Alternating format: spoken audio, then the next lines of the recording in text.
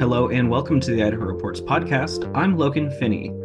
The United States Supreme Court recently allowed the state of Idaho to enforce House Bill 71, a statute that was passed that outlaws gender-affirming care for minors in the state of Idaho. Here to discuss that bill and its effects on Idahoans is Dr. Marvin Alviso, family medicine practitioner in Boise. Dr. Alviso, thanks for joining us. Thanks for having me.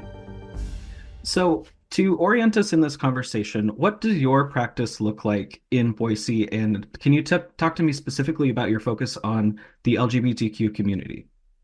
Sure. I'm a family physician, and I've been practicing in Boise for the past 12 years. And my practice of focus has mostly been LGBTQ in the past like 5, 7 years. But I came to Boise to complete the fellowship in HIV primary care. And then so the bulk of my practice is still like HIV patients. And I also take care of like PrEP patients.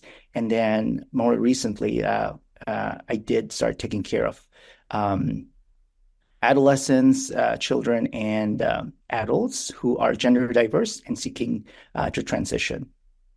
The law, when it was first passed, it has kind of a few bullet points of the different things that it outlaws for minors. That covers both the medication side of things like puberty blockers and cross-sex hormones, but it also outlaws surgeries for this purpose. And it was a point that was brought up often during that debate in the legislature. A lot of people said these surgeries don't happen for minors regardless. And we even heard some echoes of that debate in the legislature this year, people talking about removing healthy body parts. Can you confirm for me whether or not these type of surgeries happen for minors in the state? As far as I know, these surgeries doesn't happen in this state. I mean, no surgeons would touch any like minor here to do any gender affirming surgery. And we're just really limited as well with what surgeries can be performed here. Because like Idaho is not like a center for like surgical procedures for transgender care. So I can tell you that none of my patients who was under 18 uh, are getting surgeries here.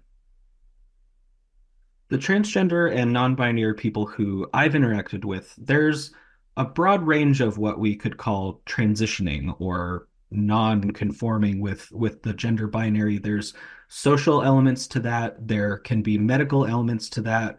There's a wide range of things that fall under that umbrella of transitioning.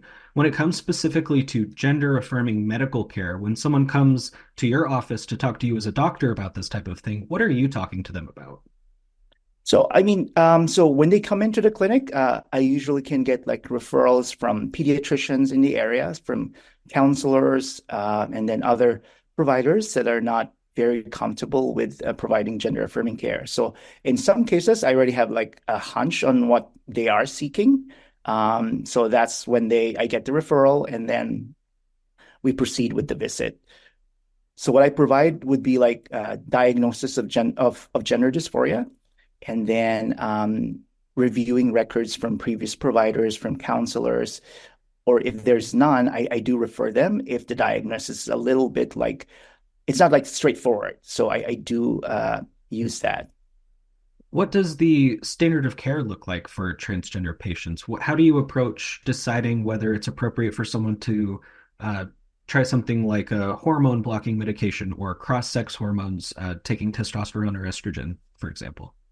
Sure. So I mean, I think really our focus today would be like for like the transgender like minor. So whenever they come in first, so we do a full evaluation. It's not just like set in stone. I will immediately put people on like hormones or puberty blockers. I mean, I assess them first. Like again, like I said, like if they have been referred from pediatrician, I mean, or they've been referred by counselors. That's always like a good thing, because then at least I have something to back up on already to really like do that diagnosis for gender dysphoria. But let me tell you that not all patients with gender dysphoria need like a referral from a counselor, but it's almost always certain that it's helpful.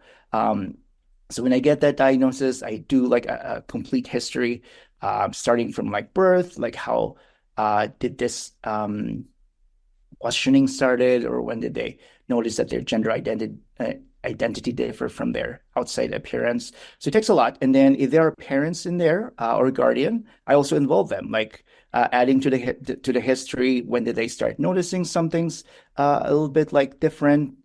So that's how we proceed with this, and I evaluate them. So for people who are before puberty, so that's where we set like what treatment is appropriate for them. So anybody who's before puberty, we do just like either social affirmation for them, which means like honoring the patient's like desire for name change, for pronoun use, the way they dress, the way they want to be addressed in school or anywhere. So we're respecting that one, and we're just affirming. Like I tell the patients, yeah, I mean, this is a diagnosis, and it is normal for you to feel this way, or like behave that way. And then once, because we don't do anything pre-puberty, so there's really no medical treatment before puberty. And then there are ways that we can determine if the patient is in puberty already. There are clinical lab, so there are lab findings that we order, like there are laboratory that we order, and then there's also like examination or like physical findings that helps us aid whether to determine this patient is in puberty or not. So if we determine them in puberty, which is a combination of the labs and like examination, if they would allow us to, then we proceed with puberty blockers if they uh, if they meet the criteria for like the gender dysphoria and they want to start with puberty blockers.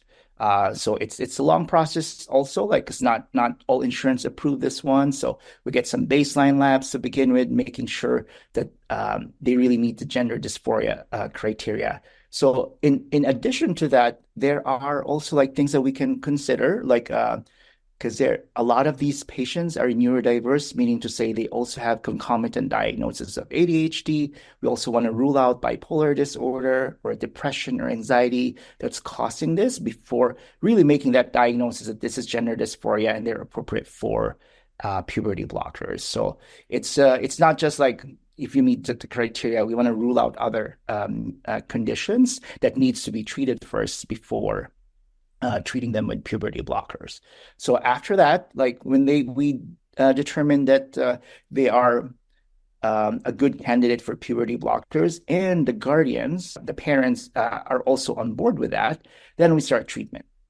And then a year or two after, like whichever their age is, that's when we kind of have like a base plan for them. Like we start with puberty blocker and then add cross-sex hormones like eventually.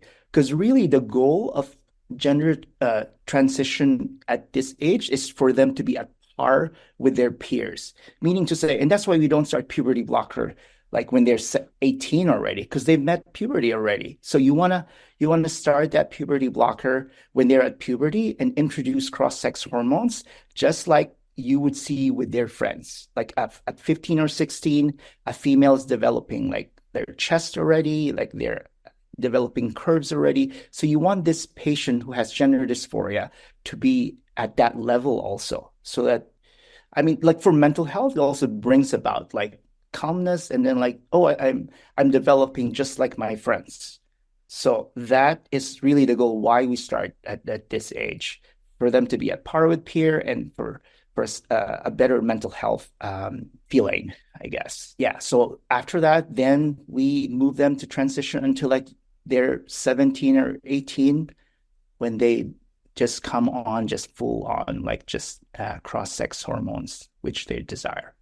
And then also at that point, like then we can start arranging for surgical after when they reach 18, like referral, because a lot of times like it takes a year or two to be seen by a surgical consult. So sometimes we start arranging that one at 17 and a half, like we start the process already of like, okay, let's think about referring you in like the next 6 months and having them call the insurance, which one's covered, how much are they going to save for it. So that's kind of like the timeline, but I do make sure that I see them like every 6 months we do labs, every 3 months for puberty blockers, there's the injection, and then kind of we reassess them like at the minimum every 3 months. They need to be seen, and then lab draw every 6 months. So it's an intensive process, and the patients are aware of the blood draw, of like the visits. So, and sometimes we can incorporate like well child visit in addition to as well. One of the ironies for me as a layperson, I'm cisgender, I'm not transgender, but my understanding is kind of part of the point of puberty blockers early on. It's A, the mental health benefits that we talked about earlier, but also B, it kind of preempts the need for some of the surgical interventions later on that lawmakers are so concerned about. So there, remember again, like when we put patients on puberty blocker, we're pausing puberty until which gives them time. So you are right on this avoids like surgery down the line. So let's take for an example a transgender female.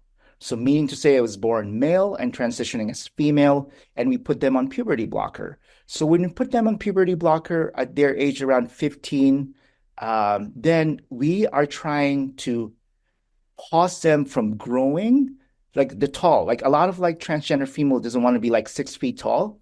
We are also pausing them to develop these masculinized jaw lines or like this very definitive feature in the brow and the nasal area that makes them look more masculinized, as well as um, we're also like pausing for them to develop like that deeper voice which so all of these that I mentioned has a surgical implication if this has been developed later on.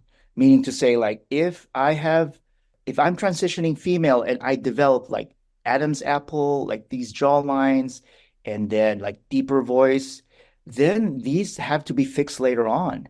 But if you give them puberty blocker and start with them with cross-sex hormones, like at a good age, at an appropriate age, then you prevent these surgeries. So we're just not talking about bottom surgery here. So other surgical, there are also like other facial like stuff or facial features that you are avoiding to be surgically modified in the future. Yeah, and also like body features like body fat redistribution, that's being avoided. And then for transitioning male, there are other things that the chest will not fully like develop. So like there is like a less chance for like surgery, although unless they really want a top surgery, that will be done. But it decreases like their dysphoria of having like a well-developed chest into like when they're 16 or 17 when they really don't want that. So we're not just talking about genitalia when we do like these puberty blockers or like hormone therapy. It's the totality of their gender identity that we are trying to shape. So if you have a young person who's maybe questioning their gender identity and you start them on puberty blockers, like you said, it pauses things. It gives a little bit of time. If that family and that minor decides that pursuing this kind of care is not for them and they do identify with the gender they were assigned at birth and they stop taking those puberty blockers, is there any sort of long-term effect from that? We heard lawmakers also in their debates say that these type of treatments can have long-term lasting effects on people. So the debate on that one, so we have a medical condition called precocious puberty. So these patients start puberty when they're 6 or 7. So meaning to say an assigned female at birth starts having menstruation at 6 or 7 years old, starts developing breasts, and this medication was made for that. So this disease has been around for years, and these medications been around for years as well. So we've been treating, and so that's the parallel that we're doing for gender dysphoria. We're just pausing their puberty until they're old enough to be like to start cross-sex hormones with with parental approval, as well as when they fit into that category of puberty. So when we treat precocious puberty and we unpause that when they're like 9 or 10, then puberty just resumes. So there is no like it's yeah. So puberty resumes, and I have personally like um a family member of mine that was diagnosed with precocious puberty and then started on puberty blocker, and after 3 or 4 years it was on pause, and she's just developing just like a regular 14-year-old female. the information that they're trying to to push out in order for this law to be taken into effect has been like proven like wrong already with like the brain development that's not change, and then the fertility is not change, because as soon as you stop the puberty blockers in 3 to 4 months, everything should like go back as if it was when it was supposed to start 3 or 4 years ago. So this has been the way of the world for a while now. Uh, Idaho passed this law, which was supposed to take effect of January 1st of this year. That law had been blocked by a court injunction by the federal district court here in Idaho. Now that the Supreme Court has lifted that injunction and allowed the law to take effect for everyone except for the two specific transgender teenagers who are party to this lawsuit, how has that changed the landscape for you and for your patients? Well, it's a devastating news, both for providers here in Boise who provide gender affirming care, as well as for patients themselves. I actually had a patient who I am ready to counsel with cross-sex hormones. He's been on puberty blocker for a year, and then I kind of told him like what the effects of testosterone, and then I was pulled from the room by my nurse and said, "You've got to see this, and this is bad." And then yeah. So I saw that article. I have to tell that to the parent and to the patient. And it was just devastating to see like his eyes, like just like really teary. And then the dad can just was just like really not nodding their head, was just like can't do anything about this. And I'm sure they were just really composed about that visit. But so you can imagine like your lifeline being cut off like immediately. It also poses like a legal and ethical dilemma for me. Like, do we follow? Of course, like I don't want to be imprisoned for this. I mean, I would want to do what's best for a patient, which is science backed, and this is what's supposed to be. And then we have these legal things that I cannot do because of politics meddling with medicine. So I I just feel defeated at that point. Like, granted that this has just been, it's already Thursday, it's just been like 3 days. And I know the repercussions for families, for patients, for even providers. I mean, it's far reaching, I'm pretty sure. And we're just like realizing how chaotic this will be. This law imposes a felony penalty with a sentence of up to 10 years in prison for doctors like you who provide care now that the law has taken effect. And that's an even stricter, longer possible sentence than the state's abortion law, which is now in effect. How does that weigh on you in your day to day as you're seeing these patients now? Well, just like I said, like it's an ethical dilemma. So I think what we're gonna do would be like so just right now, like I've been looking at all of the kids, um, and then I have to like start stopping their prescriptions. I mean, that's one thing that I'm doing. And then number two, getting a list of the patients, because there's still more work to be done. Just because that I am not allowed to provide prescriptions for them, that doesn't stop my duty as a provider for them. I still have to look out for them in ways that I can, which includes like referring them to out of state providers, which I've done in other patients before. The ones that had to move, because there are patients who moved already because of that. So I have to refer them out of state. But the ones that we have here right now, and granted, there are a few because I am a provider and there are other providers that provide gender affirming care for kids.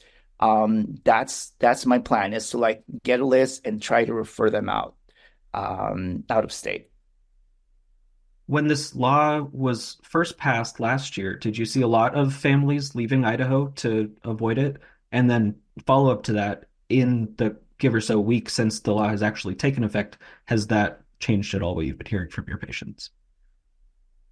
Um, um, there has been, I wouldn't say like a mass exodus, but there have been people leaving the state for that matter. And not just kids, even adults. I mean, I have one patient who personally said, "I just feel I'm just really not welcome here, so I'm moving out of state." And he is a 22-year-old, has a job here, stable family, just like, and I've never seen him that afraid before. But he did.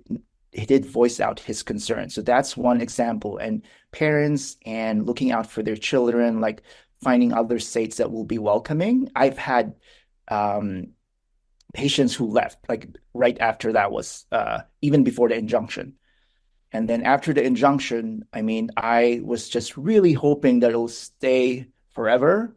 So I was still continuing practicing medicine, like a science-based medicine for gender-affirming care for these patients. And then, but before that, I also had preparations, like for people who's going to be like 17 and a half. Like we provide them because for estrogen and for estrogen spironolactone, I can prescribe a 6 month supply. So I just tell them like, hey, just save some money. I'll give you if this injunction like really push through, at least you'll have 6 months of prescription, and then you're going to turn 18, and then we can like take care of you legally. But for some patients, that's true and was okay. But for some, I really have to like tell them like we really have to stop like prescriptions and let's refer you out. So that's when I started referring out patients before the injunction. And then when the injunction happened, I kind of like resumed care for them, and they stopped. They canceled their appointments with the other referral in other states.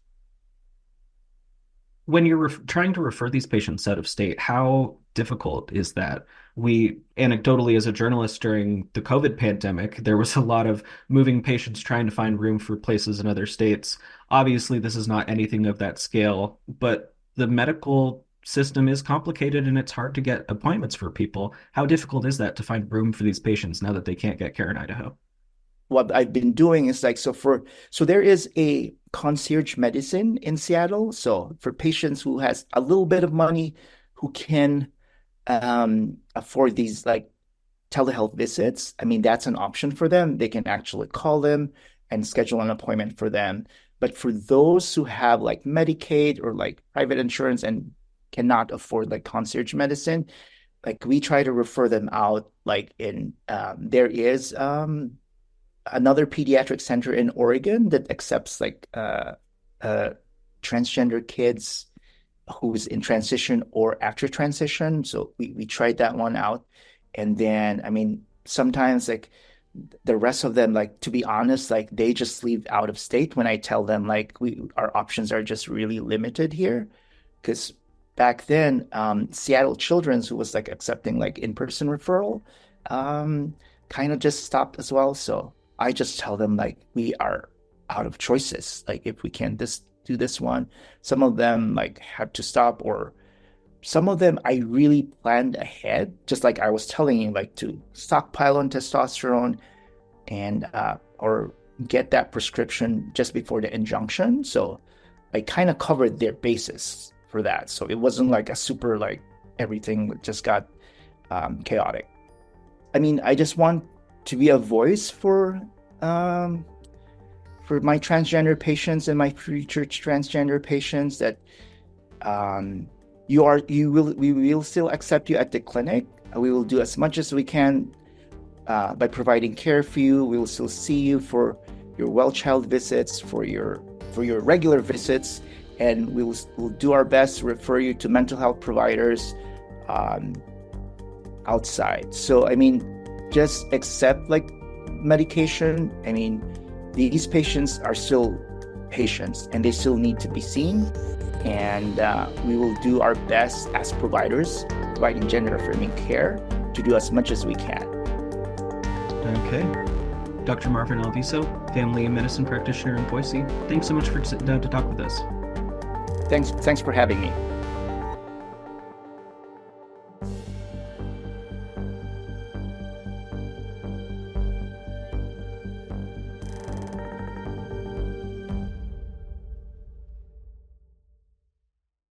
Presentation of Idaho Reports on Idaho Public Television is made possible through the generous support of the Laura Moore Cunningham Foundation, committed to fulfilling the Moore and Bettis family legacy of building the great state of Idaho, by the Friends of Idaho Public Television, and by the Corporation for Public Broadcasting.